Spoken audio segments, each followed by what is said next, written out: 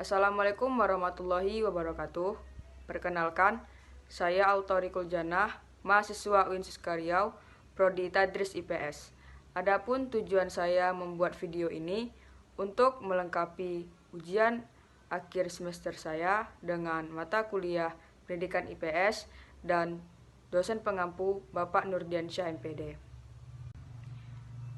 Untuk pertanyaan pertama, jelaskan kontribusi atau sumbangan mata kuliah pendidikan IPS dalam mengembangkan keilmuan dan kepribadian mahasiswa program studi Tadris IPS Uinsis Karyau.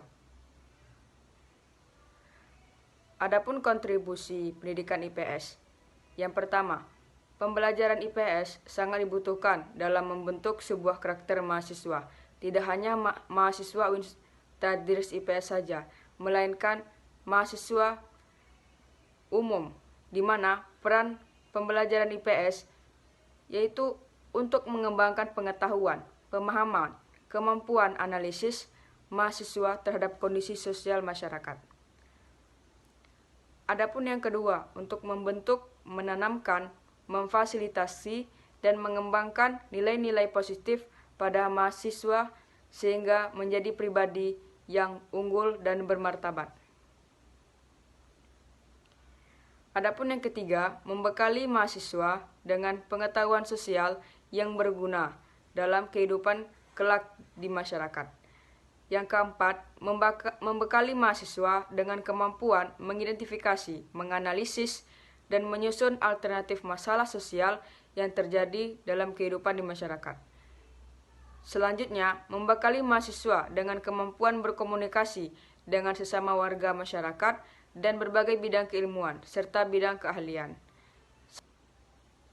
Pertanyaan kedua, coba saudara analisis isu-isu kontemporer yang berkaitan dengan IPS yang dapat diangkat dalam proses pembelajaran IPS sebagai praktis pendidikan IPS. Bagaimana sikap Anda melihat fenomena dan problematika sosial tersebut? Yang pertama, kita harus mengetahui dulu apa itu isu kontemporer. Isu kontemporer sendiri adalah suatu pokok persoalan yang terjadi pada masa sekarang atau menjadi trending topik pada saat ini.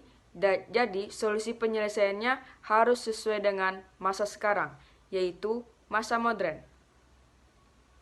Adapun isu-isu kontemporer tersebut, yang pertama, masalah pertumbuhan ekonomi atau industrialisasi. Bidang ini menghadapi masalah seperti kekurangan tenaga ahli, kesukaran-kesukaran sosial seperti pertambahan penduduk, kebutuhan akan berbagai jenis industri, efisiensi teknologi, dominannya mental agraris, sifat pegawai tanpa prakarsa pribadi, lapangan kerja yang terbatas, dan penghasilan yang tidak mencukupi.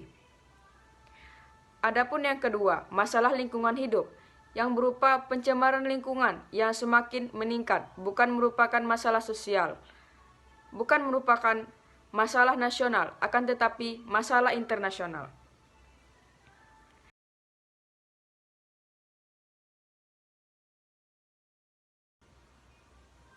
Pertanyaan ketiga, tujuan akhir pendidikan adalah memberikan kemampuan kepada peserta didik untuk berperilaku sesuai dengan konsep yang dipelajarinya. Karena itu harus diimplementasikan melalui dua strategi, yaitu pendidikan sebagai transfer of knowledge dan pendidikan sebagai transformation of values.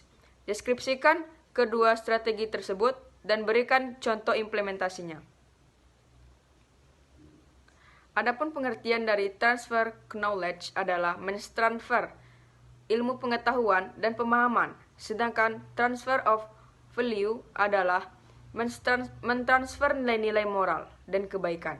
Setiap pengajar harusnya mempunyai dua tujuan ini di dalam pembelajaran, sehingga mereka tidak saja mencetak orang-orang yang pandai, tetapi juga mencetak orang-orang yang bermoral. Tujuan pendidikan tidak hanya sekedar transfer of knowledge, yaitu seorang mu'allam atau seorang guru kepada pelajar, tetapi bahkan lebih dari hal tersebut, yakni dengan mengintegralkan antara transfer of knowledge dengan transfer of value atau mentransfer nilai, sehingga generasi yang dilahirkan bukan hanya berintelektual saja, tetapi juga berakhlakul karimah. Mengapa ilmu-ilmu sosial cenderung dikelompokkan sebagai soft science jika dibandingkan dengan ilmu alam? Berikan penjelasan Anda dengan memberikan satu contoh konkret dan upaya mengeliminasi dampak buruk dari pengelompokan tersebut terhadap kajian IPS. Ilmu pengetahuan sosial disebut sebagai soft science terutama karena fokus kajiannya, yakni kehidupan sosial manusia adalah cair, tidak mudah untuk diamati, dan sulit untuk diukur secara tepat dengan instrumen laboratorium. Untuk mengkaji hal ini, digunakan metode ilmiah sebagai pinjaman dari ilmu-ilmu alamiah ilmu sosial, yang mana ilmu pengetahuan sosial mempelajari tentang masalah-masalah sosial di dalam sebuah masyarakat yang diharapkan dapat memberikan pengetahuan serta pengertian mengenai konsep-konsep yang dikembangkan. Pertanyaan kelima, uraikan serta jelaskan tentang strategi pembelajaran, nilai, dan keterampilan sosial dalam pendidikan IPS. Strategi pengembangan nilai pada pendidikan IPS yang pertama itu nilai edukatif, yaitu pembinaan untuk melakukan perubahan sosial ke arah yang lebih baik. Perilaku yang dimaksud meliputi aspek kognitif, psikomotorik, serta afektif. Adapun yang kedua, yaitu nilai praktis. Nilai praktis ini diterapkan secara praktis dalam kehidupan sehari-hari, yang berupa perilaku. Adapun yang ketiga, nilai teoritis, yaitu bukan hanya sekedar menyajikan fakta ataupun kenyataan, melainkan lebih jauh menelaah mengenai hubungan antara aspek kehidupan sosial dengan aspek lainnya. Adapun yang keempat, nilai filsafat, yaitu mengajak sumber daya manusia untuk menyadari dan menghayati alasan keberadaannya berada di tengah masyarakat serta alasan berada di alam raya. Adapun yang kelima, nilai ketuhanan, yakni mengajarkan sumber daya manusia mengenai keistimewaan yang diperoleh manusia sebagai makhluk ciptaan Tuhan, salah satunya diberi akal. Adapun keterampilan sosial dalam pendidikan IPS, yaitu pelatihan yang bertujuan untuk mengajarkan kemampuan berinteraksi dengan orang lain kepada individu-individu yang tidak terampil menjadi terampil berinteraksi dengan orang-orang di sekitarnya. Pertanyaan keenam, jelaskan serta uraikan latar belakang lahir dan berkembangnya IPS di Indonesia dan bandingkan dengan pendidikan IPS di luar negeri. Ide IPS berasal dari literatur pendidikan Amerika Serikat. Nama asli IPS di Amerika Serikat adalah Social Studies. Istilah tersebut pertama kali digunakan sebagai sebuah nama lembaga yang diberi nama Community of Social Studies. Di Indonesia, Social Studies dikenal dengan nama studi sosial. Dalam kurikulum tahun 1975, pendidikan ilmu sosial kemudian diterapkan dengan nama Ilmu Pengetahuan Sosial atau IPS. IPS merupakan sebuah mata pelajaran yang dipelajari dari tingkat pendidikan dasar sampai dengan pendidikan tinggi pada jurusan atau program studi tertentu. Lahirnya IPS juga dilatar belakangi oleh keinginan untuk menyiapkan peserta didik agar menjadi warga masyarakat yang bertanggung jawab, yakni dapat mewujudkan kewajiban dan hak-haknya dalam kehidupan sehari-hari.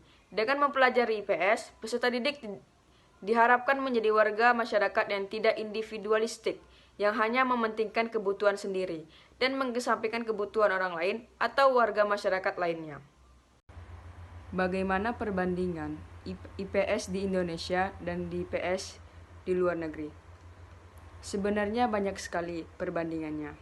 Contohnya, perbandingan IPS di Indonesia dengan perbandingan IPS di Jerman. Dari sisi sistem saja, pendidikan itu sudah berbeda. Di Jerman, jenjang pendidikan pra-perguruan tinggi itu hanya 2 macam, yaitu pendidikan dasar dan pendidikan lanjutan. Kalau di Indonesia, pendidikan pra-perguruan tinggi ada 3 macam, yaitu SD, SMP, dan SMA. Dari sisi waktu juga berbeda. Di Indonesia memerlukan waktu 12 tahun sebelum ke jenjang perguruan tinggi. Sedangkan di Jerman butuh waktu 13 tahun. sebelum ke jenjang perguruan tinggi. Demikianlah jawaban saya mengenai tugas UAS Pendidikan Ilmu Pengetahuan Sosial. Lebih dan kurang saya mohon maaf. Saya akhiri. Assalamualaikum warahmatullahi wabarakatuh.